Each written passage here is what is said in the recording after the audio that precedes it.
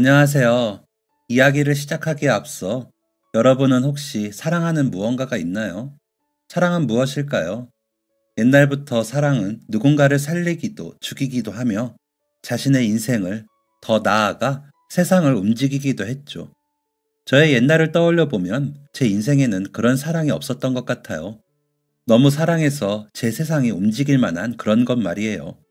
물론 가슴 뛰는 첫사랑이나 좋아하는 영화배우, 설레는 첫 연애도 있었어요. 하지만 뭐랄까, 그때는 무척이나 사랑했지만 그래도 제 세상을 변화시킬 정도는 아니었던 것 같아요. 그래서 저에게 그런 심장이 아프고 내 세상이 흔들리는 사랑은 없나 보다 하며 살았어요. 한 소년을 만나기 전까지는 말이에요. 이렇게 늦은 나이에 어린 소년에게 빠져 제 인생이 달라질 거라고는 생각하지 못했어요. 사랑이라는 게 이렇게 대단하고 위대한 일이구나 하는 것도 알지 못했죠. 또 사랑의 힘이 어떤 일까지 가능하게 하는지 저는 그 아이를 만나기 전까지는 몰랐답니다. 여고 졸업을 앞두고 전문대학이라도 보내고 싶어 하는 부모님의 성화에 본의 아니게 입시를 준비하고 있었어요. 그 당시는 대학에 가는 게 무조건 필수는 아니었거든요. 더군다나 딸아이가 있는 집은 더더욱이요. 하지만 저희 아버지께서는 배움에는 끝이 없다며 더 많이 알고 배워야 한다고 고집하셨죠. 그래서 저는 전문 대학교에 유아교육과에 가게 되었어요. 위로 언니랑 오빠만 있었는데 그게 늘 불만이었거든요. 항상 동생이나 제가 돌볼 수 있는 존재가 있으면 좋겠다고 생각했었기에 저한테 잘 맞는다고 생각했어요. 졸업 후 1년 정도 일하면서 어른들의 권유로 선을 봤어요. 수더분한 인상에 고등학교를 졸업하고 유명 회사의 전자파트에서 일하던 사람이었죠. 성실하고 예의 바르고 성격도 괜찮았어요. 가족은 형제는 없고 아버지는 어릴 때 돌아가시고 어머니만 계셨어요. 자기도 어릴 때부터 외롭게 자라 늘 가족을 많이 만들고 싶었다고 했어요. 저도 빨리 아이를 가지고 가정을 만들고 싶었기에 6개월 정도 만나고 일찍 결혼했어요. 결혼하고도 일은 계속했어요. 시어머니는 어린 신부인 제가 불안하다며 살림을 좀 배우기까지만 같이 살자고 하셨어요. 저도 나이 드신 어머니 혼자 지내는 게 마음에 걸려 좋다고 했어요. 하지만 시집살이라는 게 이런 건지 아니면 제가 야무지지 못한 탓인지 처음 하는 결혼 생활은 쉽지 않았어요. 설거지 하나 빨래 한 번을 하는데도 시어머니와 늘 부딪혔어요. 얘야, 속옷 같은 건 모아두지 말고 그때그때 바로 손으로 빨라고 했잖니? 그리고 세탁기 같은 건 믿을 거 못 된다. 빨래는 손으로 하는 게 최고야. 이번 주말에 쉴 때는 나랑 이불 좀 빨자. 얘, 내일이 초복인데 너는 닭도 안 사왔니? 그렇게 신경을 안 써서야 원. 그래서 우리 아들이 뭐 힘내서 일을 제대로 할 수 있겠니? 아휴, 정말. 처음에는 내가 많이 부족하다고 하며 어머니가 하시는 말을 다 새겨들었어요. 그런데 시간이 지나면서 저도 점점 지치더군요. 그리고 문제는 아이였어요. 저는 결혼하면 아이가 금방 생길 줄 알았는데 결혼한 지 3년 가까이 될 동안 아이 소식이 없었어요. 조금만 기다려보자. 곧 생길 거야. 남편은 이렇게 얘기했지만 누구보다 아이를 간절히 기다리고 있었어요. 그리고 이런 날이 길어지자 어머니의 성화도 심해졌죠. 내가 오늘 유명한 보살집에 다녀왔는데 네가 아이들이 너무 많은 곳에서 일하느라 네 뱃속에 아이가 안 들어오는 거라고 하더라. 일을 그만두면 어떠니? 네? 그렇지만 저는 일하는 게 좋은걸요. 아휴, 답답한 소리 한다. 그 집이 진짜 용한 곳이야. 네가 몰라서 그런다. 내가 아는 사람도 거기서 하라는 대로 해서 몇 달도 안 되어서 손주 생겼다고 하더구나. 너는 네 남편이 부족하게 버는 것도 아니잖니? 그래도, 그래도. 그래 여보. 어머니 말씀대로 좀 쉬면 아이가 생길지도 몰라. 좀 쉬다가 다시 일해도 되잖아. 저는 남편과 시어머니의 권유를 듣고 유치원도 그만뒀어요. 직장 생활과 집안일 둘 다 하느라 나도 모르게 스트레스를 받았을 수도 있겠다 싶었어요. 집안일을 그만둘 수는 없으니 직장을 그만둔 거죠. 하지만 상황은 나아지지 않았어요. 일을 쉬면서 집에 있으니 시어머니와 마주치는 시간이 더 늘어났거든요. 게다가 일을 그만두고 나니 내 아들 돈으로 살면서를 이야기하며 저를 더 괴롭히셨죠. 이럴 거면 차라리 다시 일을 하고 싶다고 생각했지만 그래도 아이가 간절했어요. 빨리 제 아이를 갖고 싶었으니 조금만 더 참지 싶었어요. 어머니는 부적을 베개 밑에 넣으라거나 남편 속옷에 바느질 하라는 둥 알 수 없는 일들을 더 많이 시켰어요. 그리고 결혼한 지 6년째에 접어들던 어느 날 드디어 아이가 생겼어요. 아이고 우리 며느리. 아이고. 여보 잘했어. 저는 지방으로 내려가신 부모님께도 이 사실을 알렸어요. 그동안 고생했던 걸 알았기에 많이 축하해 주셨었죠. 시어머니도 예전보다는 저에게 친절하게 대해 주셨죠. 내가 꿈을 꿨는데 글쎄 하늘로 엄청나게 큰 용이 날아오르는 거 아니니? 어머 어머 이건 필시 아들 태몽이야. 아무래도 아들이 틀림없어. 저는 딸이어도 너무 예쁠 것 같아요. 얘는 이렇게 어렵게 가진 아이인데 아들이어야지. 신기했어요. 제 뱃속에 아이가 있다는 게 말이에요. 제가 또 다른 생명을 키우게 된다는 게 너무 신기하고 가슴 벅찬 일이었어요. 아가야, 엄마한테 와줘서 고마워. 엄마는 네가 아들이든 딸이든 상관없어. 너를 세상에서 가장 예뻐하고 사랑해 줄 거야.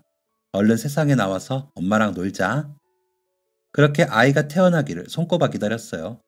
5개월이 지나면서 슬슬 배가 불러 제법 임산부 태가 났어요. 입덧이 심해서 한동안 힘들었지만 그래도 매일 변화하는 제 모습을 보면서 설레고 가슴이 뛰었어요. 빨리 아이를 만나고 싶다. 제 머릿속에는 온통 그 생각뿐이었죠. 그런데 행복은 저를 야속하게 빨리 떠났어요. 붙잡기도 전에 사라져버렸죠. 임신 8개월, 갑작스럽게 배가 너무 아팠어요. 식은땀이 흐르고 세상이 눈앞에서 어지럽게 돌았죠. 아직 아이가 태어날 때가 아닌데 무슨 일인가 싶었어요. 혹시나 팔싹둥이로 태어나려나 급하게 시어머니와 함께 병원으로 갔어요. 자궁문이 열렸고 아이가 출산을 준비하고 있다고 했어요. 그래서 갑작스럽게 분만을 하게 됐어요. 정신이 아득했어요. 지금 아이가 나오다니 괜찮을까 하는 걱정과 온몸이 찢어질 것 같은 고통. 그리고 의사와 간호사들이 연신 옆에서 뭐라고 외치고 있었어요. 회사에서 급하게 뛰어온 남편은 분만실 앞을 지키고 있었어요. 그리고 얼마나 흘렀을까. 아이 나왔어요. 사모님 정신 잃으시면 안 돼요. 정신 차리세요. 선생님. 당장 준비해.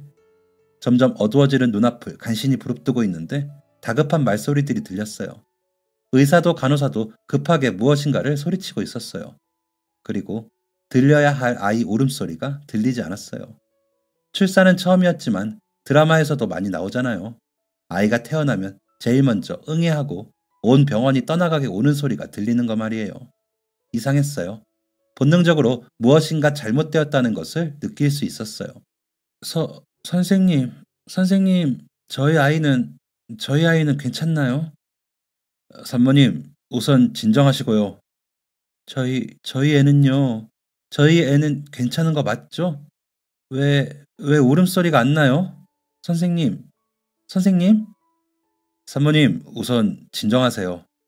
저희 아이 좀 보여주세요, 선생님. 선생님, 이유는 알 수 없었어요. 모든 일에서 이유를 찾을 수 있는 건 아니라고 하시더라고요. 그리고 하필이면 그런 알 수 없는 일이 저와 저희 아이에게 닥친 거예요. 태어나자마자 시원하게 울음을 터뜨렸어야 할 아이는 세상에 나오자마자 심장이 멈췄다고 해요. 원인은 알 수 없지만 가끔 이런 일이 일어난다고 의사 선생님은 그렇게 이야기하셨어요. 하지만 저는 제 잘못이라는 생각을 지울 수 없었어요. 내가 무엇인가를 잘못해서 이렇게 된 거야. 그 생각이 머릿속을 떠나지 않았어요.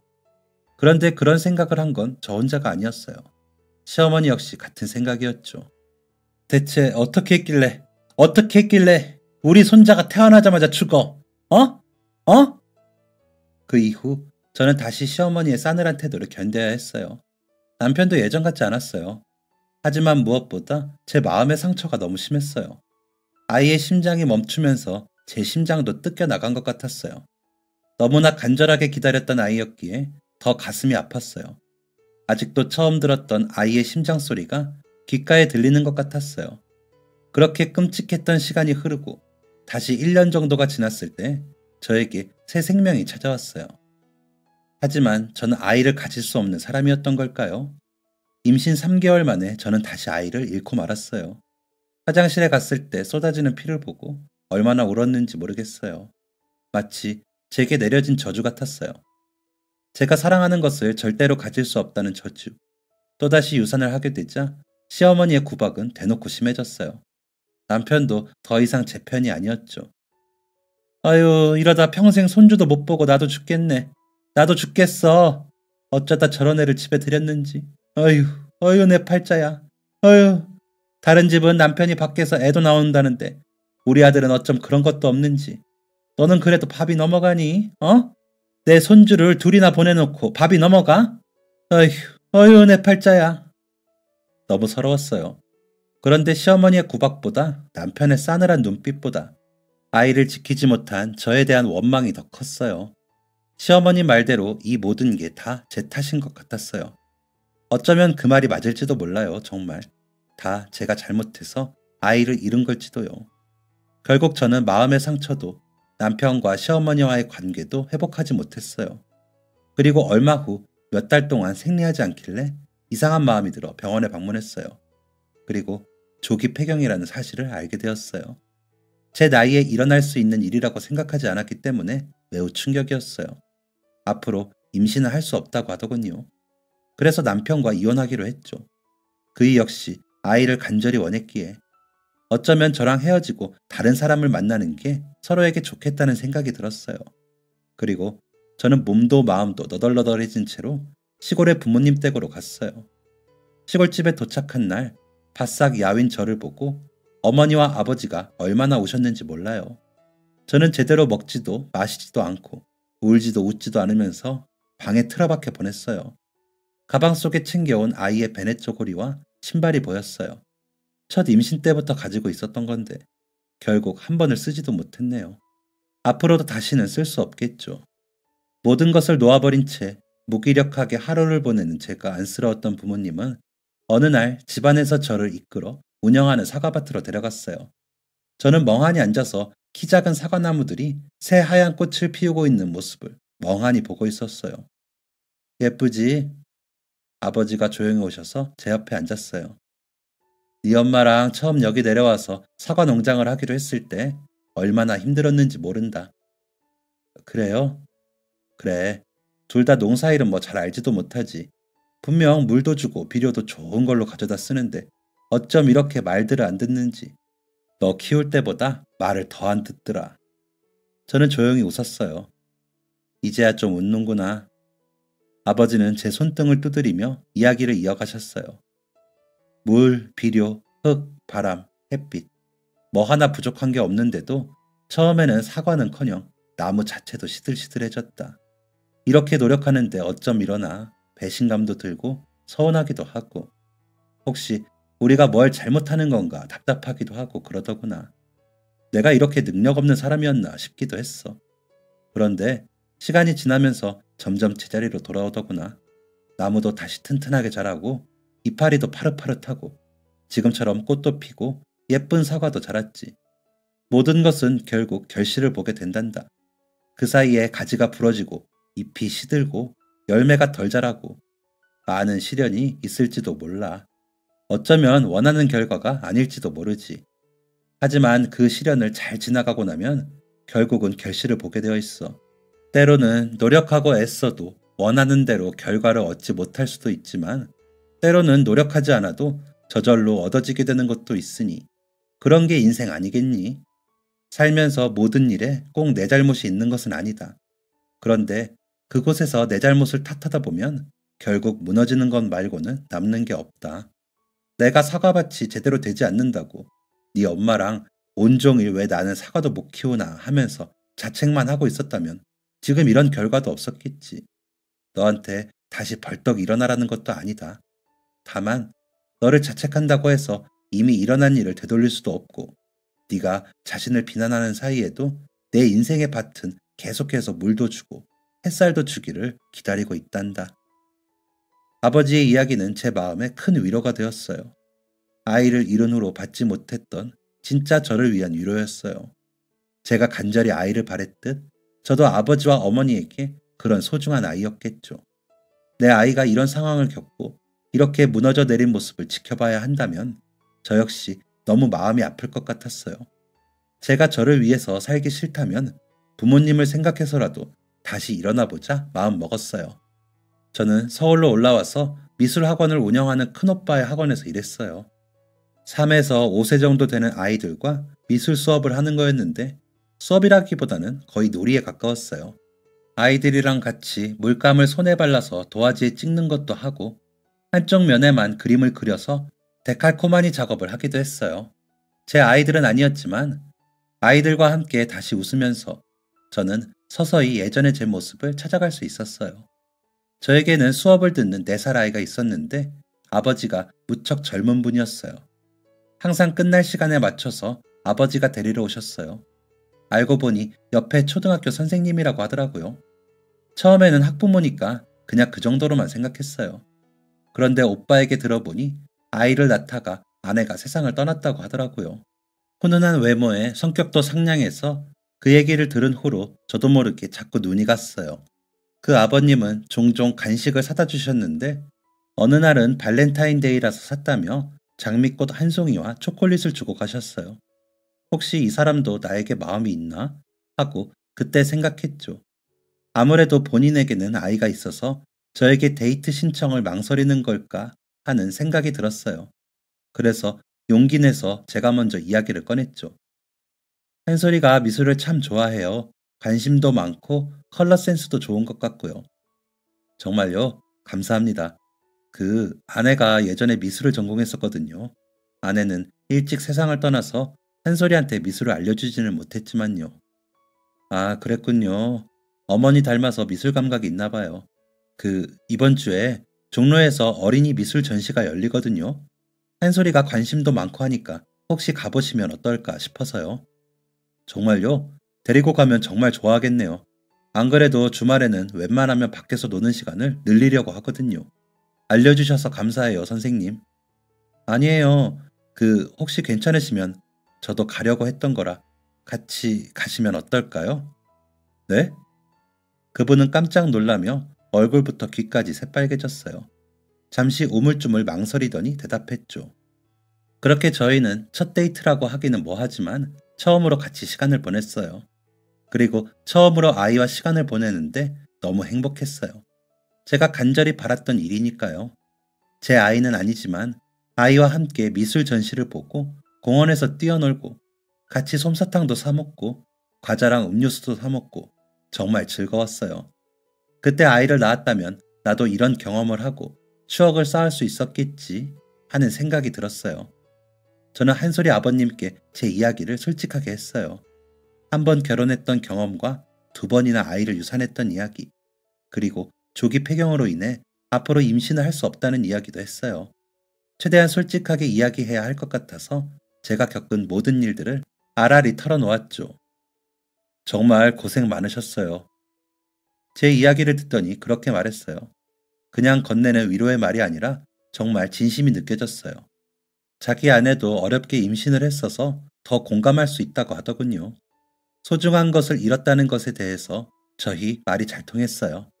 누군가는 진심으로 이해할 수 없는 부분들을 저희는 비슷한 아픔을 겪었기에 이해할 수 있었죠. 그 후로 저희는 빠른 시간 내에 가까워졌어요.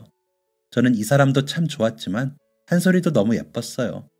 제 친아들은 아니었지만 진짜 가족이 되었으면 좋겠다는 생각이 들 정도였죠. 그리고 저희는 1년 정도 만남을 이어오다 주변의 동의를 구해 한 가족이 되었어요.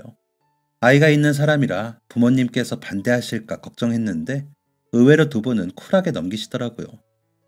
어쩌면 이게 너의 결실일지도 모른다. 아버지는 그렇게 말하면서 웃으셨어요. 그러면서 서로를 의지하며 행복하게 잘 살기를 바란다고 이야기해 주셨죠. 저희는 가족들만 모은 조촐한 결혼식을 치렀어요. 남편은 어린 시절 부모님의 이혼으로 가족과는 연락을 끊은 채 살고 있었어요. 그래서 결혼식은 제 가족들과 한솔이와 함께 부모님의 사과밭에서 진행했어요. 날씨도 너무 맑았고 사과밭을 신나서 뛰어다니는 한솔이를 보니 정말 오랜만에 마음속이 행복으로 가득 차더라고요. 저는 한솔이를 제 친아들처럼 아꼈어요. 물론 법적으로는 친아들이죠. 마치 제가 낳은 아이처럼 금이야 오기야 애지중지했어요. 다행히 한솔이도 저를 잘 따랐어요. 엄마를 한 번도 보지 못한 채 자랐기 때문에 자신에게도 엄마가 생겼다는 걸 무척 즐거워했어요. 낯설어 하지도 않고 저에게 늘 엄마, 엄마 하면서 쫓아다녔어요. 저는 지난 몇 년간 아이가 엄마에게 받지 못했던 사랑을 몇 배는 돌려주고 싶어 했어요. 아이들은 눈 깜빡하면 하루가 다르게 자라더라고요. 시간이 흐르는 것을 붙잡고 싶어질 정도로 한솔이는 무럭무럭 자랐어요. 귀엽게 저만 쫓아다니던 유치원생에서 온종일 운동장에서 축구하느라 집에 들어오지 않는 초등학생이 되었고, 어느새 의젓하게 교복을 입은 중학생이 되더니 이제는 부쩍 다자란 청년티가 팍팍 나는 고등학생이 되었죠. 아유, 우리 한솔이 언제 이렇게 컸나 몰라. 엄마가 맨날 맛있는 거 잔뜩 만들어준 덕분이지. 우리 아들 너무 빨리 커버려서 엄마가 아쉬워서 어떡해. 이제 예전처럼 안고 다니지도 못하겠네. 더 빨리 커서 돈 많이 벌어서 우리 엄마 세계 여행도 시켜주고 예쁜 옷도 사주고 또 뭐 해주지? 어이구, 그걸 다 사주게? 엄마는 그런 거 필요 없어. 우리 아들 그저 예쁘고 건강한 게 최고야. 사랑하면 닮는다고 그러나요? 그래서인지 저희 가족은 서로 닮아 있었어요. 사람들이 재혼 가정인 걸 알면 화들짝 놀라고는 했죠. 한솔이는 어릴 때부터 그림에 관심이 많더니 고등학교에 올라와서는 카페에 푹 빠졌더라고요. 드라마에 나오는 바리스타의 모습이 멋있었나 봐요. 학원에 다니면서 자격증을 따더니 손으로 만드는 걸 좋아하는지 제가 제빵을 배우고 싶다고 다니면서 자격증도 땄어요. 고등학교를 졸업하고 대학 공부 대신 카페를 차리고 싶다고 해서 졸업 후에는 카페에서 일을 시작했어요.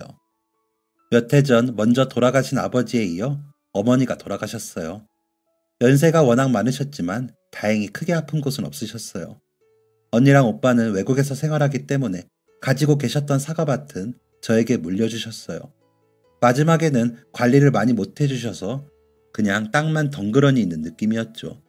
남편과 저는 한참을 논의한 끝에 한솔이와 시골로 내려와 지내며 카페를 만드는 게 어떤지 이야기했어요. 마침 땅도 있고 가까운 거리에 관광지도 있어서 괜찮을 것 같더라고요. 이야기를 듣더니 아들은 당연히 너무 좋아했어요.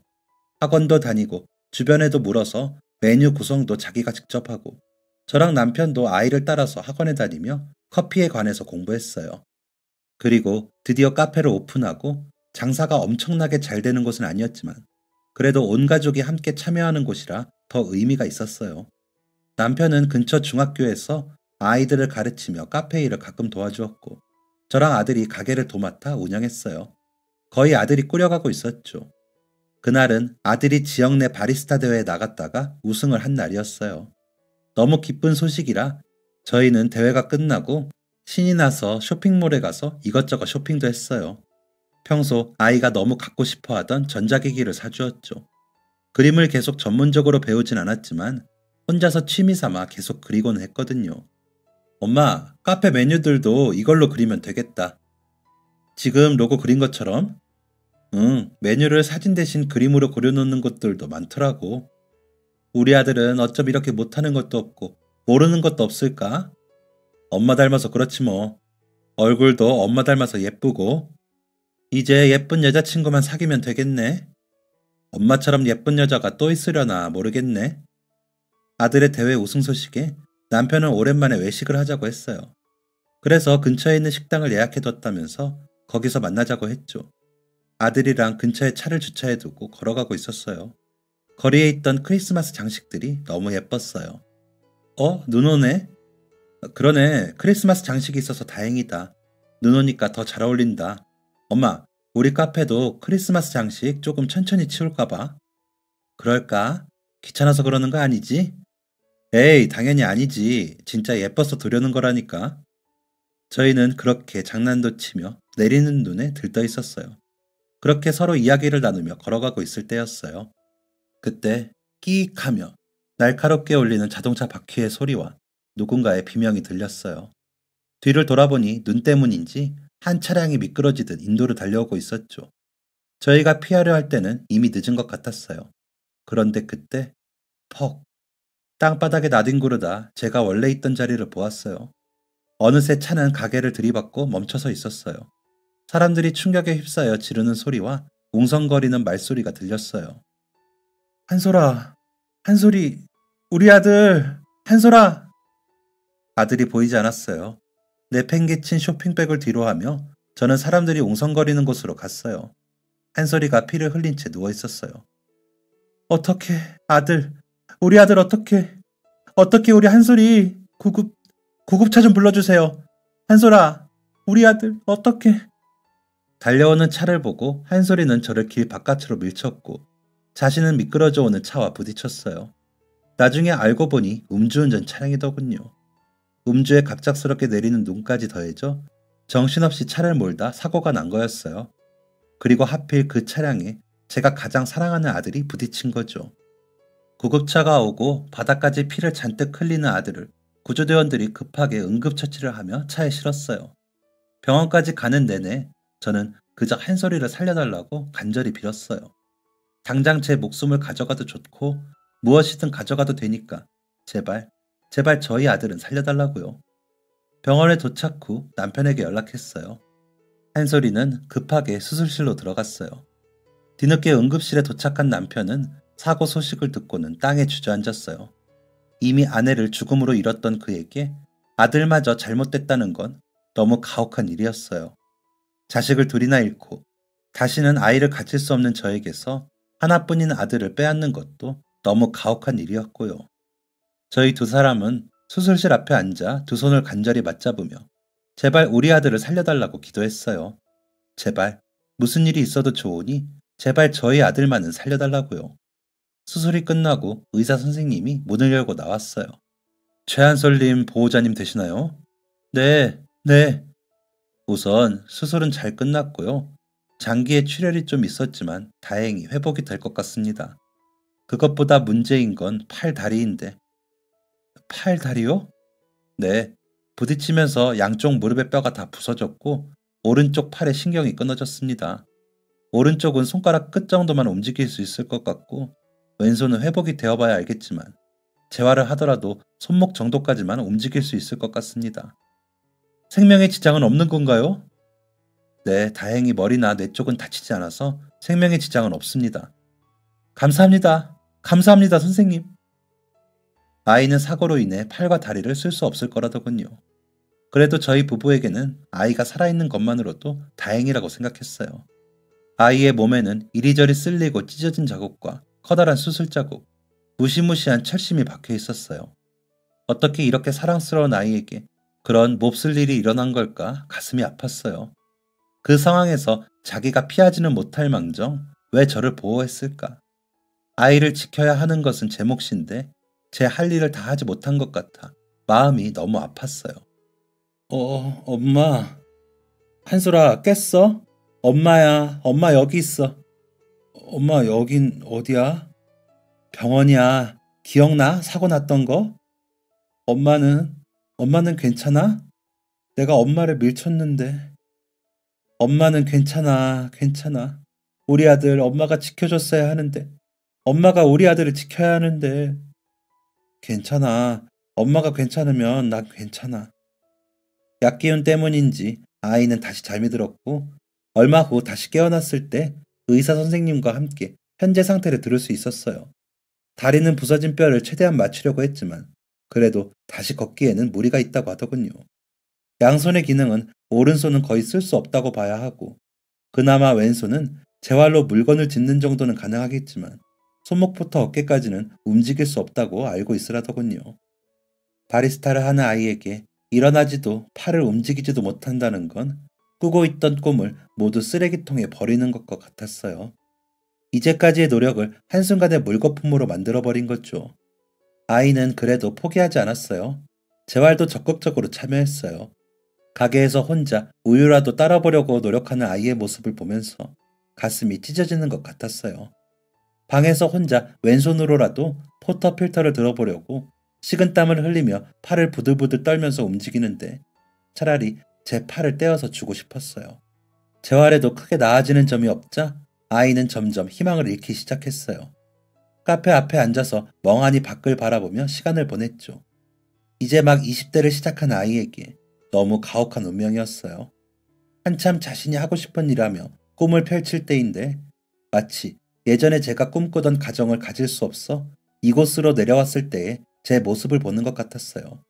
저는 한쪽에 남아있던 사과나무 모종 하나를 아이가 자주 바라보는 곳으로 옮겼어요. 한솔아, 춥지 않아? 난 괜찮아.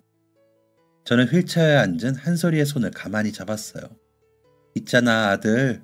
엄마가 예전에 정말 마음이 힘들었을 때 할아버지 할머니 집에서 지낸 적이 있었어. 엄마는 늘 아이를 갖고 가정을 꾸리는 게 꿈이었는데 영원히 그럴 수 없다는 이야기를 들었거든. 저는 한솔이에게 아버지가 저에게 해주셨던 열매 이야기를 해주었어요. 그래서 아빠랑 결혼하고 한솔이 너를 키우겠다고 했을 때 할아버지가 그러셨어. 이게 너의 결실인가 보구나. 엄마가 직접 낳은 아이는 아니었지만 그래도 영원히 가질 수 없다고 생각한 아들이 생겼잖아. 꿈을 이뤘다고 생각한 엄마의 밭에 한솔이가 나타난 거야. 지금도 엄마는 우리 아들을 만나게 되어서 너무 행복해. 그때 엄마가 우리 아들을 지켜주었다면, 그랬다면 좋았을 텐데. 엄마, 나는 그때 엄마를 구한 걸 후회하지 않아. 엄마가 밉지도 않고 나는 이미 엄마를 한 번 잃었었는데 또 엄마를 잃게 된다면 그것도 견디지 못했을지 몰라. 다만 나는 이런 상황을 겪게 만든 그 사람이 미워. 그 사람은 왜 술을 마시고 운전했을까? 그래서 그 사람이 너무 밉고 원망스러워. 맞아. 엄마도 그 사람이 너무 미워. 하지만 만약 우리가 키우는 사과나무에 벌레가 생겼을 때 그대로 놔두면 어떻게 될까? 아마 사과나무를 다 갉아먹어버리고 사과도 제대로 자라기 힘들게 만들겠지. 그럼 결국 괴로워지는 것은 사과나무일 거야. 그러니까 조금 힘들고 번거로워도 우리가 그 벌레들을 쫓아내는 수밖에 없어. 그래야 더 튼튼한 나무가 가득한 예쁜 밭을 가꿀 수 있을 테니까. 그 후 저는 한솔이가 갖고 싶어 하던 태블릿 PC를 다시 사다 주었어요. 그때 사고 때문에 망가졌었잖아. 한솔이는 이제 필요 없다고 했는데 엄마가 찾아보니까 손을 쓰기 힘들어서 발가락이나 입으로 그림을 그리는 사람들도 있대. 한솔이도 자신만의 방식으로 계속 표현을 해보는 건 어떨까 싶어서. 아이는 잠시 망설이더니 기기를 앞에 놓아달라고 했어요. 그래, 어차피 여기서 온종일 아무것도 안 하니까 심심한 거보다는 낫겠지? 그 후 아이는 겨우 움직이는 왼손을 써서 기기에 그림을 그리려고 노력했어요. 처음에는 쉽지 않았어요. 계속해서 펜을 떨어뜨리고 손목이 자꾸 화면에 닿아서 그림을 망치니까 짜증도 내더라고요. 어떤 날은 자신의 맘대로 되지 않는 손 때문에 화가 났는지 기기도 한쪽으로 밀어두고 온종일 자기 손만 노려보았어요. 다시 사과나무만 멍하니 노려보기도 했죠. 그러다 또 펜을 잡고 무엇인가를 그리려고 노력했어요. 또다시 내팽개치기도 하고 방에서 혼자 울기도 하더라고요. 하지만 아들은 포기하지 않았어요. 늘 모든 것에 열정을 가득 담는 아이였으니까요. 아들 없이 혼자서 가게를 꾸려나가야 했기에 남편은 저를 도와주려고 좋아하던 교사 일을 그만두었어요. 여보, 가르치는 일은 어떻게든 다시 시작할 수 있겠지만 당신과 한솔이는 지금 내가 필요하잖아. 난 우리 가족이 제일 소중해. 그러니까 걱정 마라. 남편이 교사 생활을 얼마나 좋아하는지 알았기에 더 고마웠어요. 사고 전에 아들이 가게를 도맡아 운영했기에 사실 혼자서 매장을 꾸려가며 힘든 일도 많았거든요. 남편이 두 팔 걷어붙이고 도와주니 카페 일도 한결 쉬워졌어요. 정말 고마웠죠. 저는 한솔이가 밖을 볼 때 조금이라도 덜 심심했으면 싶어서 다시 사과나무를 심었어요. 아이가 잘 볼 수 있는 곳에 심고 관리하고 시작하다 보니 가게 앞이 사과나무로 둘러싸였어요. 그렇게 시간은 계속 흐르고 아이는 처음보다 기기를 사용하는 것에 익숙해졌어요. 무엇보다 펜을 떨어뜨리는 일이 줄어들었어요. 사과나무는 어느새 울창해져서 예전에 부모님이 사과밭을 운영하실 때처럼 가게 앞이 줄지은 사과나무로 가득했어요. 하얀 꽃이 피어날 때면 동네뿐 아니라 주변에서도 너도 나도 구경을 왔어요. 저는 아이가 그린 그림들을 업체에 의뢰해 액자로 만들었어요. 그리고 가게에 하나둘씩 걸어두기 시작했어요. 아이는 직접 만들지는 못했지만 사과를 이용한 메뉴를 저와 같이 연구하기도 했어요. 그리고 그 그림들을 그려서 SNS에 올리기도 했죠. 아이에게는 팬들이 생겼고 사람들과의 소통도 이어갈 수 있었어요. 무기력하게 세상의 끈을 놓고 문 밖에 앉아있던 아이는 이제 그림을 그리고 메뉴를 연구하고 사람들과 활발하게 교류하며 새로운 인생을 살고 있어요. 아이의 그림을 매번 제작해주던 업체 직원이 방문했어요. 예상과 달리 젊고 예쁜 아가씨라 깜짝 놀랐죠. 안녕하세요. 안녕하세요. 어서 오세요. 저 그림 제작업체 직원인데요. 어머, 혹시 그 담당자님? 이렇게 젊은 분이었어요? 네, 대학 졸업하고 바로 취직한 거라. 저도 원래는 그림을 전공했었거든요. 작품을 어떻게 전시해 두셨을까 궁금하기도 하고 해서. 오늘은 그림 제가 직접 가지고 왔어요. 어머, 고마워라. 여기까지 오느라 고생했을 텐데 먹고 싶은 거 말해봐요. 메뉴는 제가 쏠게요. 그림은 저희 아들이 그린 건데 저기 앞쪽 테이블에 휠체어 탄 친구 보이죠? 저 잘생긴 녀석이 그림 그린 제 아들이에요. 가서 인사라도 나눠요. 알고 보니 그 직원분은 평소 아들의 그림을 보고 어떤 사람이 이걸 그렸을까 관심을 갖게 되었다고 하더라고요. 그러던 중 아들이 운영하는 SNS를 보게 되었다고 해요. 거기서 그 아이가 세상을 바라보는 시선, 그림을 표현하는 방식 등이 너무 매력적이라 꼭 만나보고 싶었다더군요. 게다가 아이가 너무 아름답게 표현하던 사과밭을 너무 방문해보고 싶었다고요.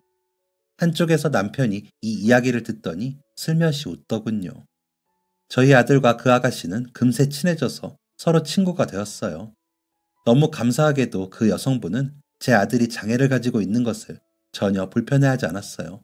오히려 다른 장애를 가진 아티스트들의 사례를 조사해서 아들이 더 편하게 작품 활동을 할 수 있도록 적극적으로 지원했어요. 아들이 그린 그림을 자신이 아는 갤러리 등에 보내서 적극적으로 어필하기도 했고요. 아들의 그림이 유명해지면서 그가 그린 사과밭을 직접 보고 싶다고 방문하는 사람들도 늘어났어요. 게다가 휠체어를 탄 아들에게 가게를 맞춰서 개조하다 보니 이를 위해 방문하는 분들도 늘더라고요. 장애가 있거나 어린 아이들이 방문하기 너무 좋은 장소라면서요. 문턱도 없고 셀프바나 음수대도 낮은 위치에 되어 있고 많은 사람이 이용하기 좋은 곳이라며 입소문이 제대로 났어요. 그리고 너무 감사하게도 한 갤러리에서 아이의 그림으로 단독 전시회를 열고 싶다고 했어요. 정말? 아들, 이게 무슨 일이야? 너무 축하해. 우리 아들 열심히 노력하더니 정말 대단하다. 고마워, 엄마, 아빠. 다 엄마 덕분이야. 엄마, 정말 고마워. 너무 감사해요. 아들은 휠체어에 앉아 제 허리를 꼭 감싸 안았어요. 에이, 엄마가 뭘 했다고. 다 우리 아들이 열심히 노력해준 덕분이지. 아니야, 사실 나 엄마 아빠한테는 정말 미안한 이야기지만 그때 정말 내 인생이 끝났다고 생각했어. 나한테는 아무것도 남지 않았다고. 이대로 다 끝이라고 말이야. 재활 훈련을 아무리 해도 내 마음대로 팔 하나 들지 못했을 때 정말 내가 아무 곳에도 쓸모없는 사람이 되었다고 생각했어. 옷 입는 것도 밥 먹는 것도 다 엄마 아빠가 도와줘야 했고 다 큰 성인 남성이 평생 엄마 손에 아빠 손에 의지해서 밥 먹고 씻고 화장실 가는 것도 혼자 못하니까 그냥 아빠랑 엄마에게는 내가 없는 게 나을 수도 있겠다고 생각했어. 아들, 지금은 아니야. 그때는 그랬어. 어른인데 혼자서 아무것도 할 수 없으니까 부모님에게 짐이 되느니 차라리 좀 더 슬프더라도 내가 없는 게 앞으로 두 분에게는 나을 수 있겠다고 했는데 그날 엄마가 할아버지가 해주셨다는 이야기를 들으면서 많이 생각했어. 너무 큰 시련이지만 분명 나보다 더 큰 시련을 겪는 사람도 있겠구나.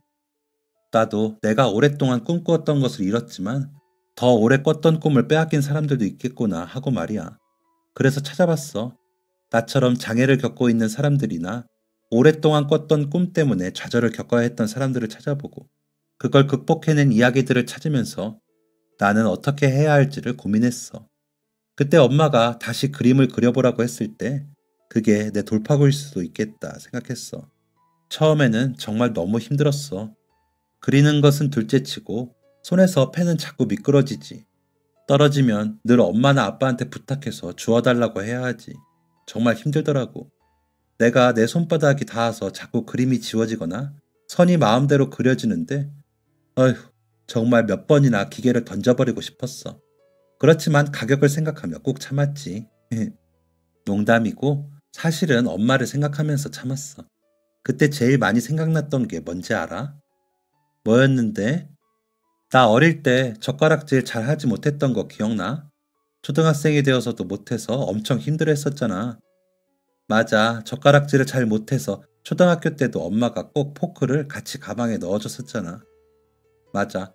학교에서는 혹시 밥 못 먹을까봐 포크 챙겨주고 집에 오면 몇 시간이 걸려도 좋으니까 천천히 연습하면서 먹으라고 늘 나 밥 먹는 거 기다려줬잖아.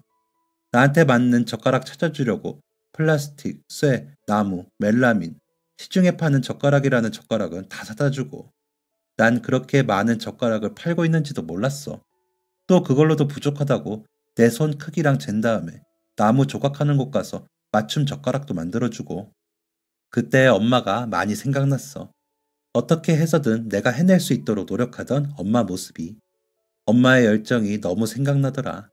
포기하고 싶을 때마다 그때를 생각하면서 버텼어. 지금은 다시 힘들어졌지만 그 후로 완두콩도 잡채도 다 집을 수 있을 만큼 젓가락질 엄청나게 잘하게 됐었잖아. 그래서 나도 그때의 엄마가 했던 것처럼 나한테 맞는 방법을 찾아서 어떻게든 노력하면 해낼 수 있을 것 같았어. 그러니까 맞아. 다 엄마 덕분이야. 그리고 엄마가 나한테 집중할 수 있도록 옆에서 늘 묵묵하게 지원해준 아빠. 아빠도 정말 고마워. 엄마가 더 예쁘니까 엄마를 좀 더 사랑하긴 하는데 아빠도 정말 고마워. 정말. 엄마 아빠 정말 고마워요. 다 두 분 덕분이에요. 언제 이렇게 훌쩍 커버렸을까요? 아들은 이제 진짜 어른이 되어 있었어요. 게다가 여자친구와 몇 년 만나더니 이제는 슬슬 결혼 이야기도 나오더라고요. 처음에는 여자친구가 힘들까봐 망설였는데 다행히 그쪽 부모님도 딱히 반대하지 않으신다고 해서 지금은 두 사람이 꿈꾸는 미래를 응원하고 있어요.